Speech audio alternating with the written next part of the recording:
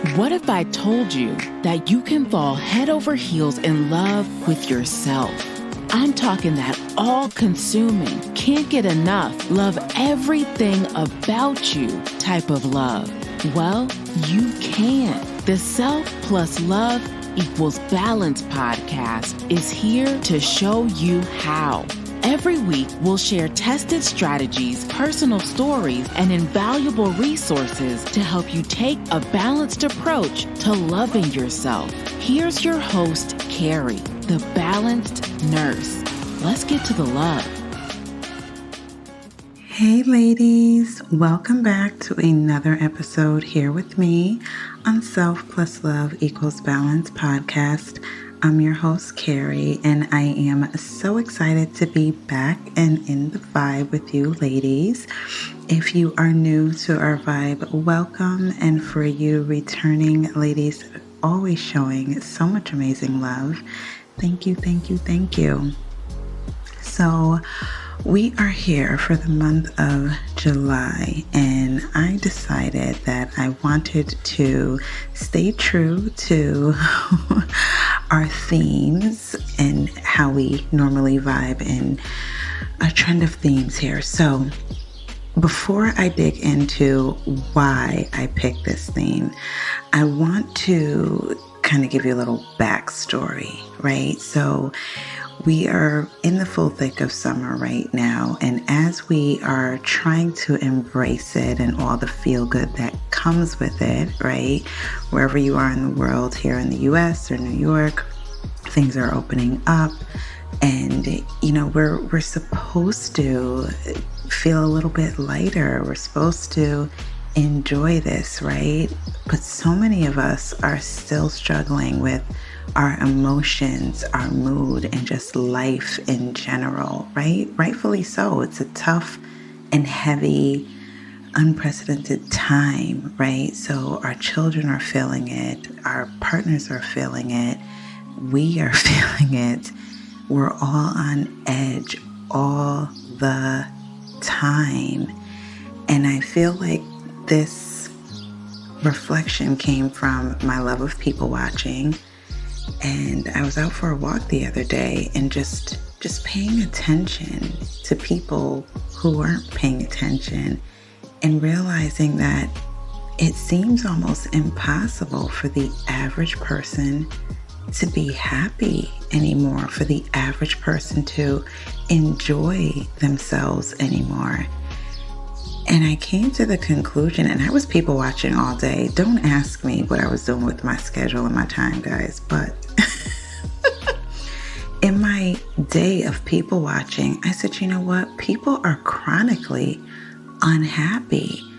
And I really do not believe that it's completely their fault, right?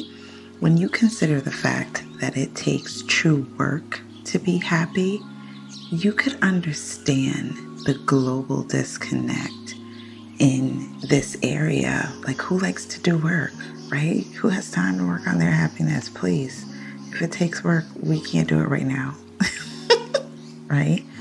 Because happiness is hard. Happiness takes intention. Happiness is undervalued, right? How many of us roll our eyes and sprinkle the common response of, yeah, I know, when the topic of happiness is discussed, right? I've personally witnessed plenty of conversations die down when things start coming up or topics start coming up about purpose, happiness, life, just in general. However, those same conversations will heat up if we start complaining and gossiping, right? And since I'm always shedding light, especially of late, that we've opened up into manifestation, I always shed light on the secret of manifestation that's often missed, and that is how we feel, right? So if we're out here putting in work as far as vision boards and writing down intentions and doing affirmations and all that stuff, and you're still stuck in negative Nancy world, this episode is for you, okay? So let's dig in to whether or not you truly have a struggle with happiness, right? How do we identify it?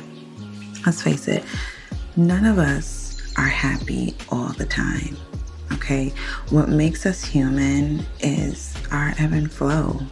We experience this as we are navigating life just in general.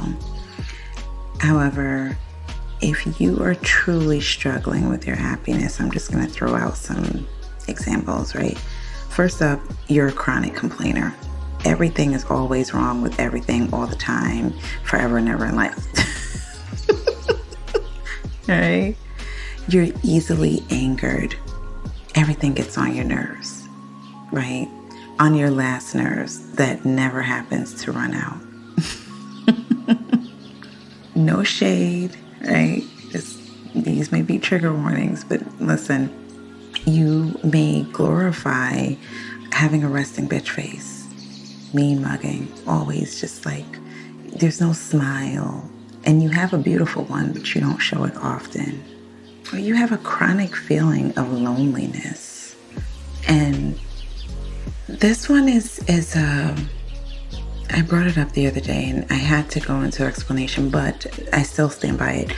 If you are chronically absent-minded or ridden by fear, this may also be a sign that you're struggling with happiness, right? Because the back end of what's going on behind like the absent-mindedness and the fear, it leaves you in a state of discontent all the time, because nobody really wants to own up to that or wants to feel that or wants to be experiencing that. So you wouldn't really line these things up with happiness, but it is. And lastly, if you have ever been told and now you recognize the little saying that nothing's ever good enough for you, this is a true red flag that you struggle with happiness. And it's time to address that, my love, because on a very basic level, you deserve to be happy. Ding, ding, ding.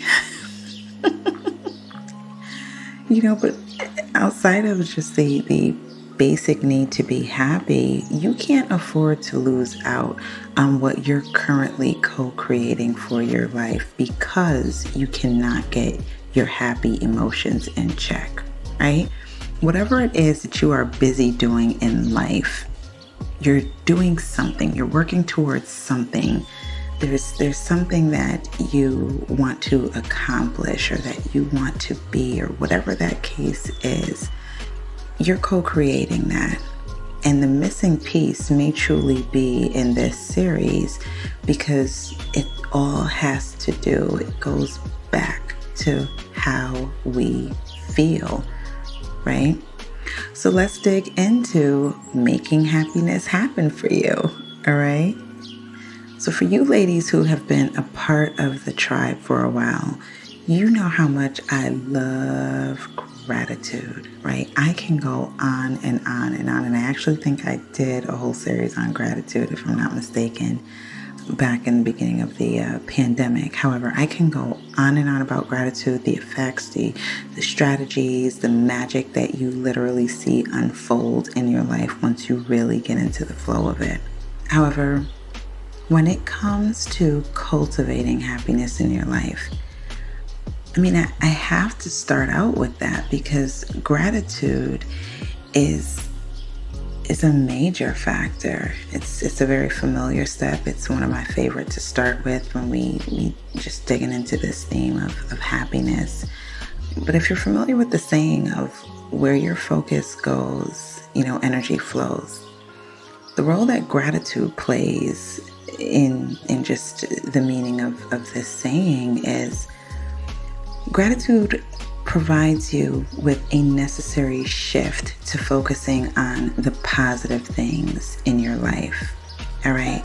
And once you're focused on the positive, energy flows there.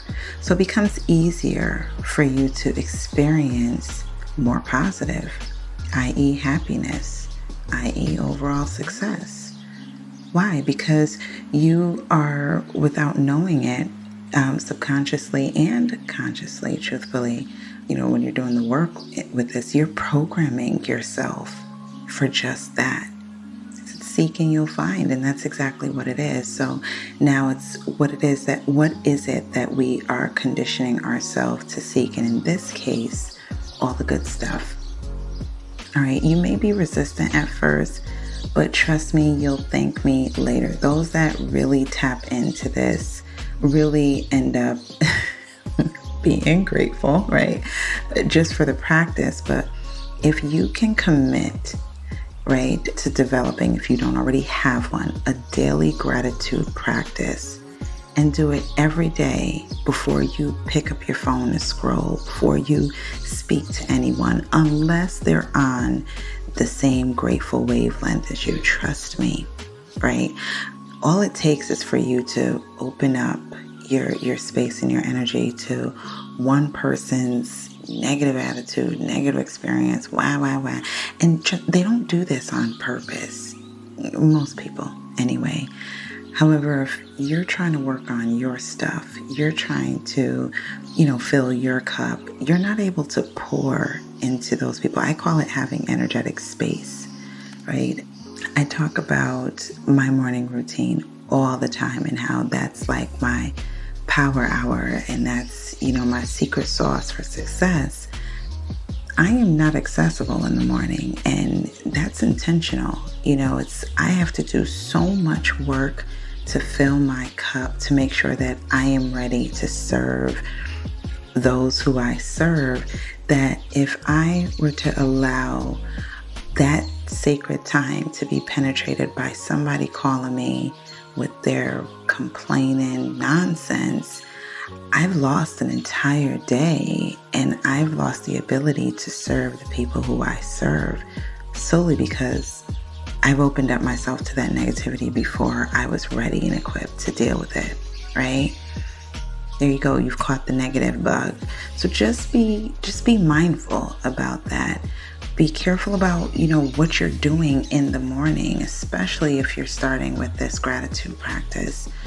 I'm not someone that likes to really converse in the morning just because I like to save it for my mindful time. However, my husband and I have started this tennis match. I'm generally up before him, and he'll wake up, come downstairs, and he's like, "Oh my gosh, it's such a beautiful day," or "I love our house, I love this," or "I'm so grateful for that." "Babe, aren't you grateful for this?" Or "Oh my gosh." And it's become like a ping pong of gratitude without us even knowing, and it gives you all types of feel good. And then we tell Alexa to join the party and play this, or "Alexa, what's the positive quote for the day?" or whatever. But it completely sets you up for an amazing day where you continue to look for more of the good because you've intentionally woke up looking for it, So where can you sprinkle gratitude in your morning routine? Do you have a morning routine, right? How can we set you up for success in the mornings? Think about that. It's really, really, really important. You'll notice the difference. I'm going to warn you, it's going to be hard at first because even going back to the same example, like my husband used to wake up and be like, "Oh gosh, here we go. Oh, I can't. Oh, I hate waking up in the mornings. I hate waking up in the mornings." And I used to say, I'm like, "Are you kidding me? How could you hate waking up in the morning?" So if you hate waking up in the mornings, how are you going to live? How are you going to, navigate the evenings? How does that work? How do you get to the evenings if you don't make it through the mornings? And how do you make it through the mornings if you hate waking up to them? Come on, let's shift that, So if you are one of those people, the first part of your gratitude practice is just going to be checking what you say first thing when you open your eyes, right? So your homework may be as simple as make the first things that you utter out of your mouth when you wake up something positive, as far as so glad I woke up this morning, or whatever, something that you are grateful for. So glad that that problem I went to bed with last night, is no longer a problem, because it's normally not, right? After you're rested. So yeah, think about your morning routine where you can sprinkle some gratitude in there. If you don't have one, this is your sign that you need one. Let's get to work on that, right? The next strategy for making happiness happen for you, okay? I think it's right on time just in terms of where we are as a collective, as we continue to navigate this pandemic.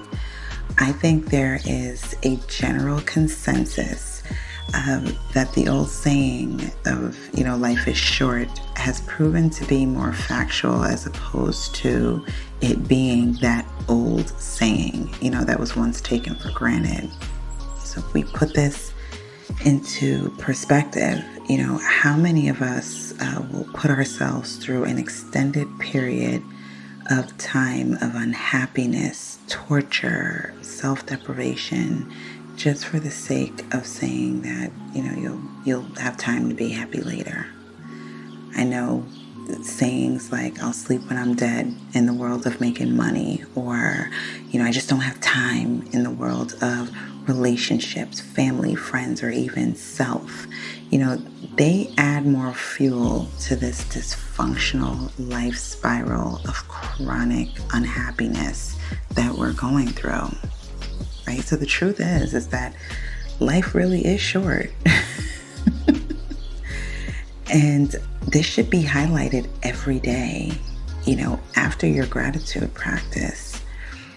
And why so? Because those very things that you are grateful for, what if this is your last day of being able to experience these things, right?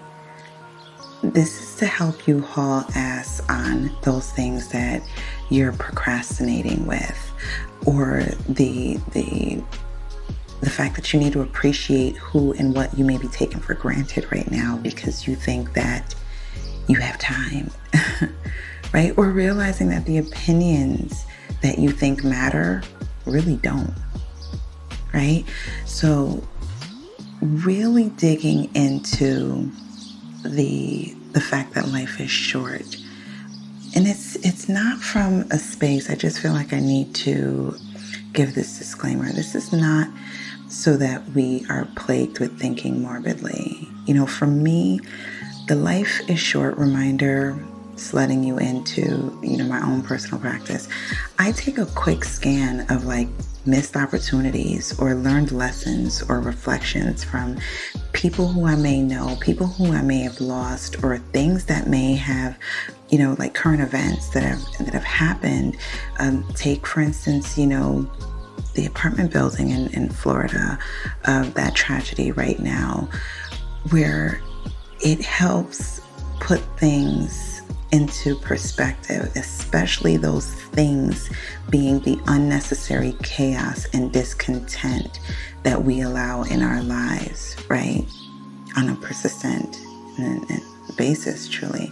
I found that mixing the gratitude with a life is short reminder, it allows me to really get a good handle on the spiritual aspects of myself, the physical aspects of myself, sprinkled with practical reality.